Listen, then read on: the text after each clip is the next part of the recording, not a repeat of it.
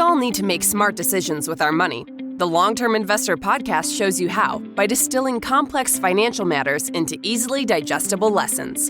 And now, here's your host, Chief Investment Officer at PlanCorp and the author of Making Money Simple, Peter Lazaroff. Welcome to The Long-Term Investor. Today, my guest is Hal Hershfield, professor of marketing, behavioral decision-making, and psychology at UCLA's Anderson School of Management. His research sits at the intersection of psychology and economics, examining the ways that we can improve our long-term decisions. We discuss at length his newest book, Your Future Self, How to Make Tomorrow Better Today, and cover really interesting topics like how our identities change over time and why our future self feels like a complete stranger. As always, you can find links to all the resources mentioned in the show notes at thelongterminvestor.com. And now here is my conversation with Hal Hershfield. Hal Hershfield, welcome to The Long-Term Investor. Hey, thanks, Peter. I'm looking forward to talking to you. Well, I absolutely loved your new book, Your Future Self. I'm just going to dive right into the good stuff and have you start with identity. How do you define identity? How do I know who I am? We're just going to go in nice and light here, surface level, right?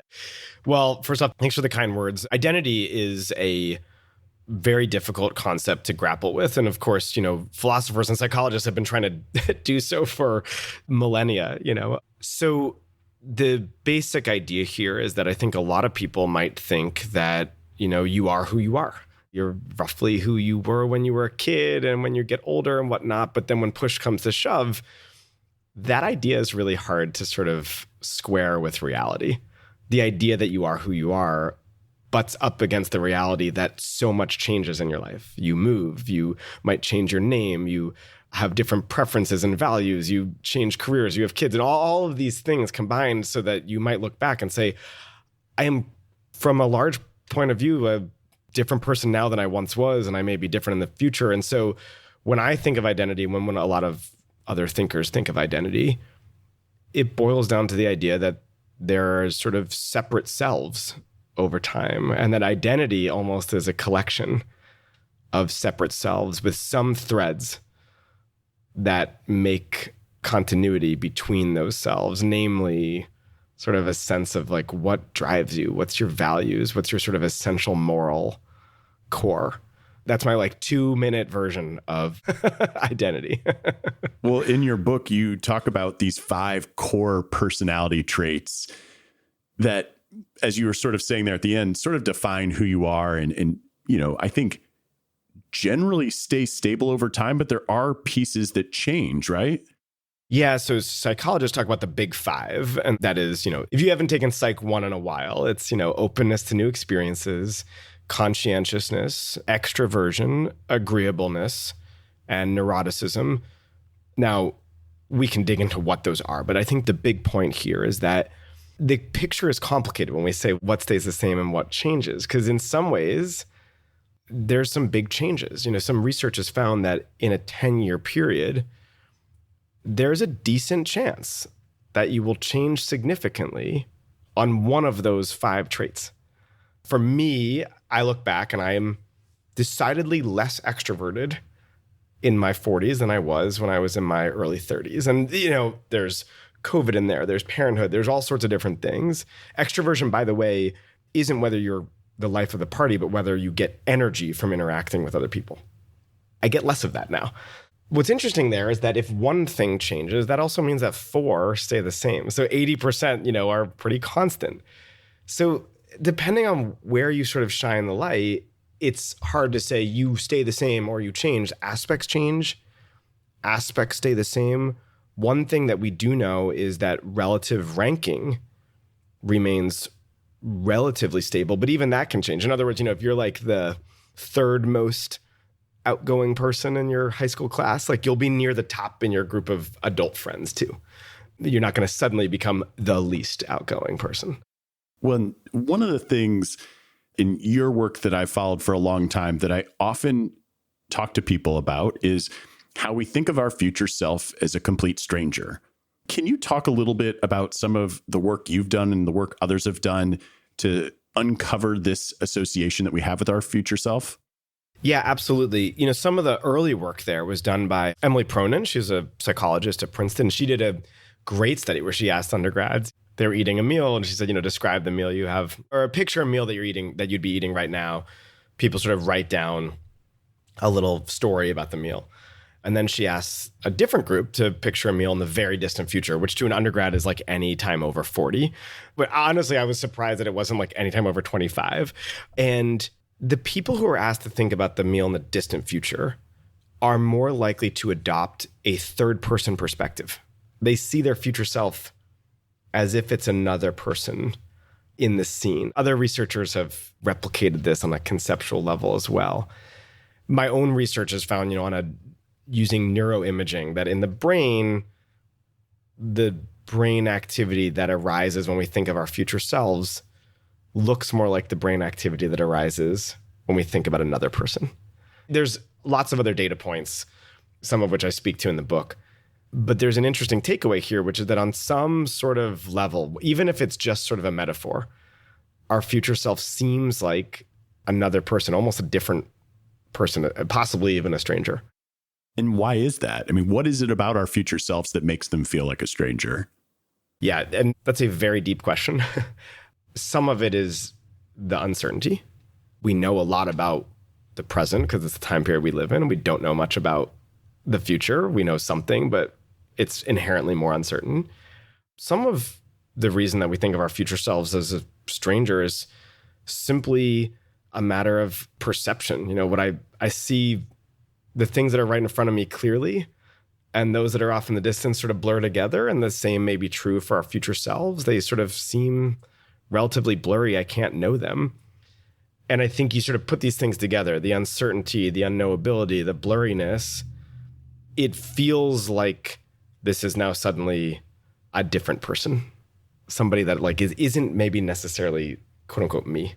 And I can understand, and we'll probably get into this a little bit, of the problem of not associating your future self as the same person as your current self. That can make for some challenging financial choices, consumption choices, personal choices. That seems very intuitive, but are there any reasons why it may not necessarily be a bad thing that we think of our future self as a stranger?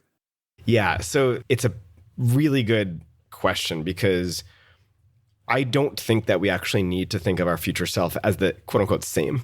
As an analogy, no one would say that the hallmark of a healthy romantic relationship is that you think of your partner as the same as you. They are fundamentally a different person. We recognize that. And a healthy relationship would be one in which you both have your own independent identities, but there's obviously a closeness and a shared, there may be a shared sense of self and a shared sense that, I will sacrifice for you, you sacrifice for me, et cetera.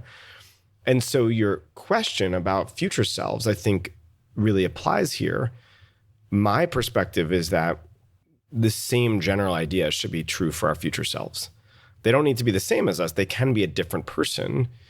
What matters is the relationship we have with them. We don't want them to be a stranger. Because why should I do anything for from a almost rational perspective, why should I do anything for a stranger? Of course I might, if I see somebody on the subway fall, I will help them, of course, right? But we're not doing sort of altruistic acts all the time. And if our future selves are strangers, we may not consider them altruistically all the time, leaving them in potentially precarious positions, especially financially, as you mentioned. When one of the themes throughout your book, and then I guess the research in turn, is that it's emotion that is somewhat necessary to connect our current self with our future self. Could you explain some of the studies that lead to that finding and maybe opine on why that is? Yeah. So, what we've found is that the people who report a sense of emotional connection to their future selves are the ones who have accumulated more assets financially over time. They end up being happier over a 10-year period. They find more meaning in their lives. They're more likely to report exercising and being healthy. The reason we think that these relationships are there is partly the idea that if I can relate to and feel emotionally connected to my future self, it makes it easier to do things now that will benefit them later. In the same way that, I will do things that possibly are unpleasant right now, but might help out my kid, like give up a portion of Saturday to to whatever the kid thing is, I went to Sky Zone for 90 minutes 2 weekends ago, which was 89 minutes more than I wanted to be there. No offense to Sky Zone. But, the same should be true for our future selves, right? So if we have that emotional connection, emotions drive behavior, and they'll make us be more likely to do things for that future self's benefit. Trust me, as someone who has had to go to Sky Zone a number of times, I certainly understand the sentiment. What is nice is how tired the children come back from Sky Zone. That is definitely something that benefits the future version of myself when I'm driving. There's a benefit there. There's absolutely a benefit there. So it's interesting. You'd mentioned the closeness and connectedness to your future self and how that compares with general well-being. Can you dig into that a little bit more? Why is that? So to some extent, this is an open question. This is research that I conducted with Joey Reif and Jordi Quadbach, who are just wonderful collaborators. We looked at a data set of thousands of middle-aged Americans where they were surveyed at 2 points in time, once in 1995 and then once in 2005. And in 1995, they were asked essentially how similar they thought they would be to their future selves, what sort of shared sense of similarity they would have there. Now, earlier I was talking about emotional connection. This is a slightly different concept, though it's related. If you and I share similarities, the theory is that we will be more emotionally connected as well. So all we were able to sort of dig into is how similar I thought I would be. 10 years later, they're surveyed again and they're asked how satisfied they are with their lives. They were also, by the way, asked how satisfied they were, back in 1995. What you find is that if you hold everything constant, you sort of take into account demographics, age, gender, education, even initial levels of life satisfaction. And I don't mean to be talking too academically here, but if you basically take two people where everything is exactly the same between them, but one person perceives more similarity over time and the other doesn't, 10 years later, the person who had the higher perception of similarity, that's the person who ends up more satisfied with their lives. Now, why is this? That's the deeper question. We have sort of two speculations. One is there may be a sense that someone who perceives more similarity knows themselves better. I have good traits and I have bad traits. I definitely get overly anxious about certain things that I don't need to, as one, I'm sure the people around me could point to other ones. I don't suspect that will change in 10 years. I kind of know myself. I know that that's true. Could be the case that if I think suddenly, somehow I will become a new person, 10 years later, I'll be disappointed with the way things worked out. Now, the other speculative reason why this relationship might be there is that, going back to what I said earlier, if I find a sense of similarity between who I am now and who I will be, I am more likely to do the things that will make me more satisfied with my life. Whether that's exercising or eating healthier or taking trips that are satisfying because I know that they'll benefit me now and later. It's not just the sort of monk-like things. There's all different types of ways to consider this relationship. You often use the phrase mental time travel throughout the book. And as people are mentally time traveling to think about their future, how accurately do people actually visualize this future? So we are hearing the importance of connecting with our future self. Can we reasonably be believed to accurately do so? And how does that impact our decisions? We're not great at it.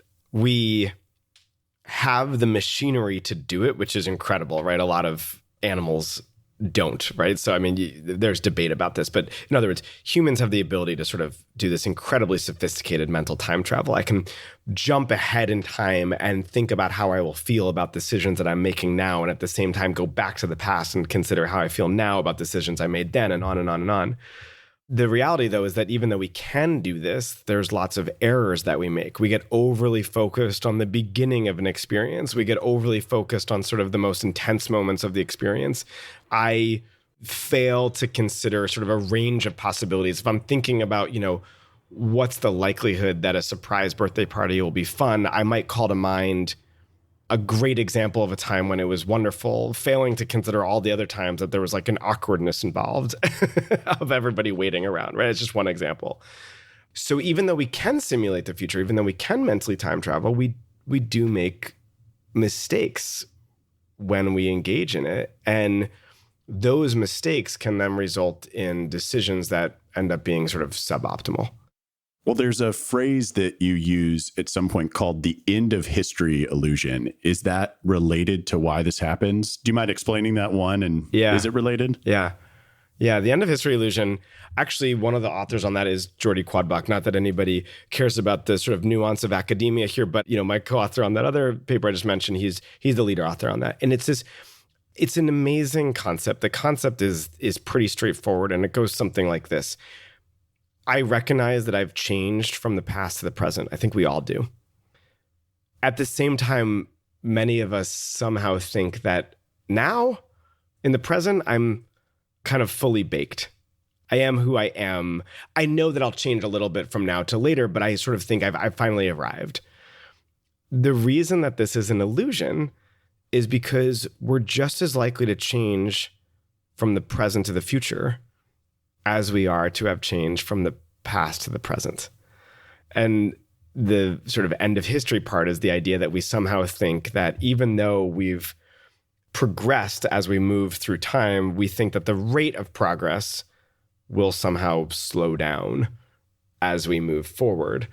The mental time travel error there, or mistake, is that we don't give enough of a possibility for our future selves to be flexible and to change and to be different from who we are now. But if I sort of think I've now arrived, then a corollary of that is that the person I'll be in 10 years is going to be the same as me now. And that's just not, most likely that's not going to be the case.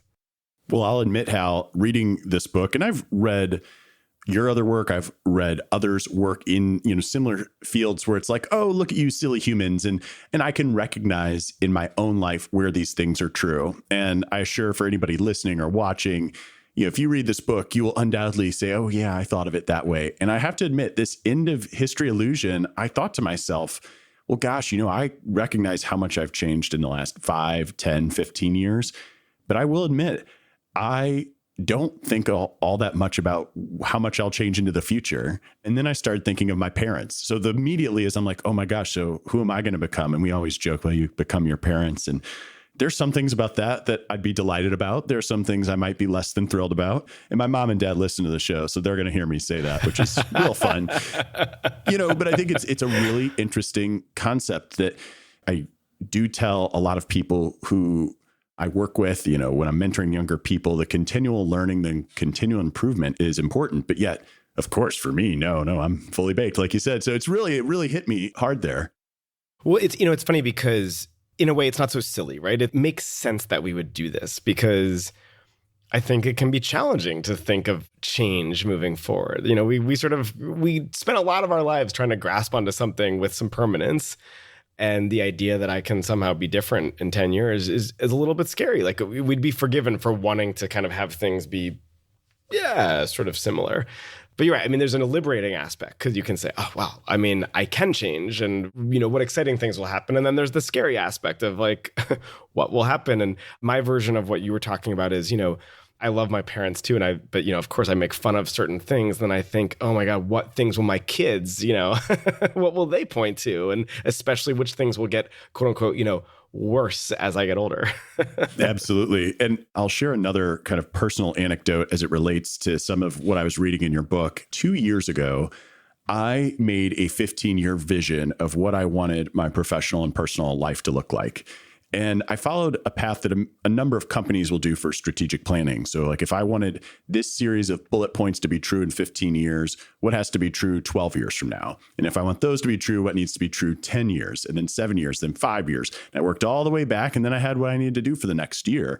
And it was an extremely helpful exercise for getting me focused on what I personally needed to do to achieve what I thought it was I would want in 15 years. And so here's where you come in, is you talk about how we will make decisions in the future based on our present feelings.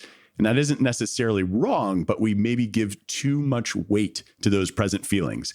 And that just shook me at my core. Why don't you share with the audience maybe some of the research and some of the implications around that particular finding?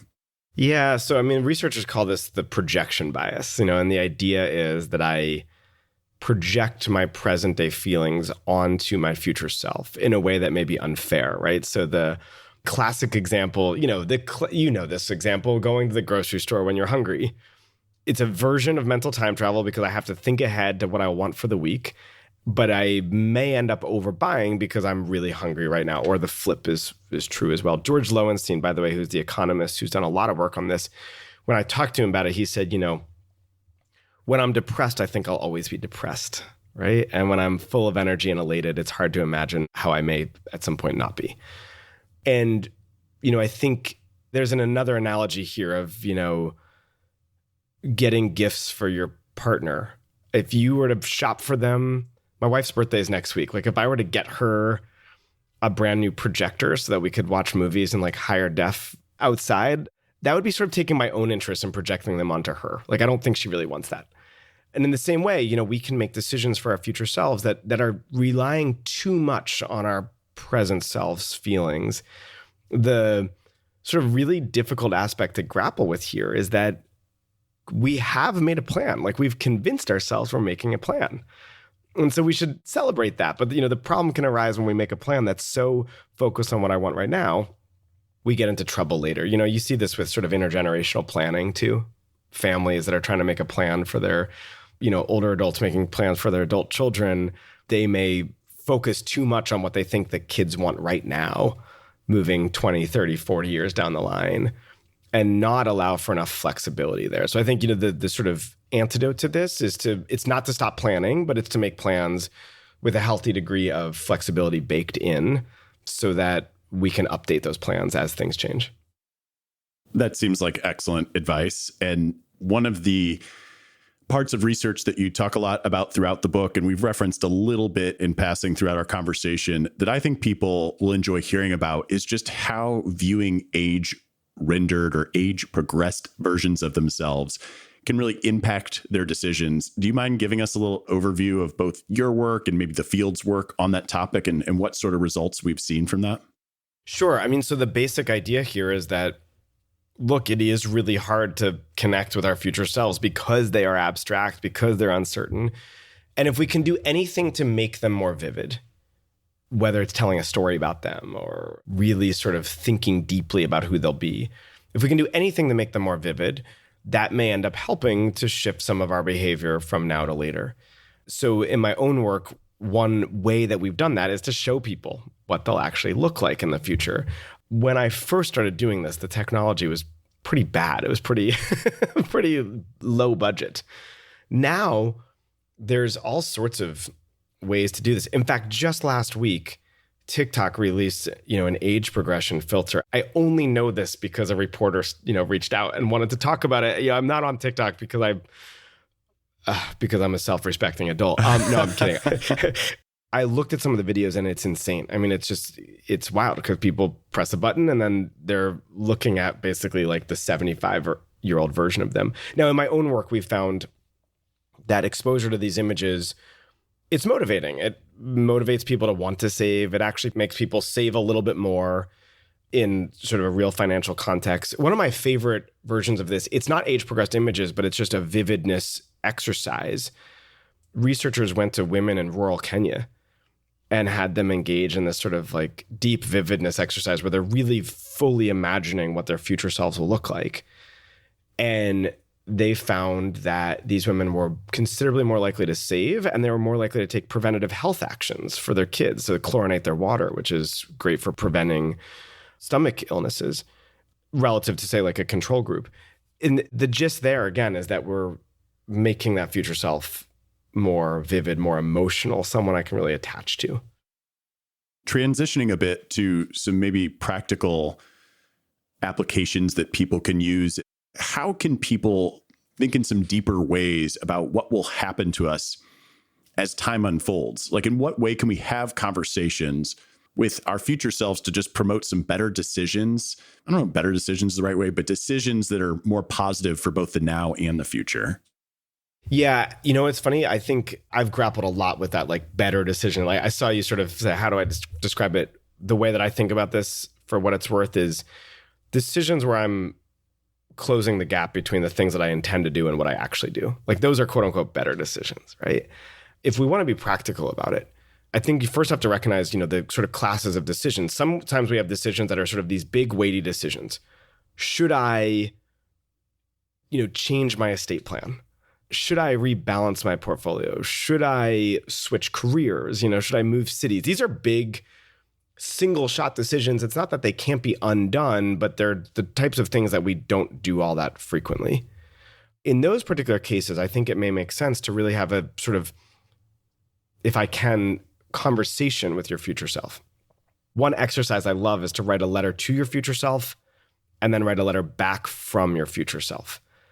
And, it creates this sense that you're stepping into the shoes of your future self. I know some advisors do what's called the 2 chairs exercise, where you have people literally sit in a chair and there's an empty chair across from them and they're talking to their future self, and then they switch seats and then they talk back to their current self, through the lens of their future self. There's something that's possibly a little cheesy about that, but also I think, could work. So that sort of conversation is the type of thing that I think a lot of people implicitly do. A lot of people implicitly say, yeah, I'm thinking about my future. But there's a difference between thinking about your future and actually having a conversation with your future self, because you can think about your future in a really abstract, surface level way, but a conversation dials up the vividness. Now, after that, then there's a whole other class of decisions, which are the daily ones, or the more than daily ones. If I'm trying to figure out like how best to spend my money, or how to eat healthy, or whether to exercise, these are decisions that come up multiple times a day, multiple times a week, and so on. There, I'm not so sure that sort of like every time I get served an ad on social media to buy something, I should have a conversation with my future self about whether to buy it or not, because I think that would get old really fast. So, in the book, I talk about a whole sort of other class of solutions where, for instance, we try to engage in what's known as commitment devices, where we try to put guardrails on our behavior so that we do more of the things that we say we want to do. I'm happy to elaborate on that, but that I think it's just important to sort of say, like, let's consider the type of decision first.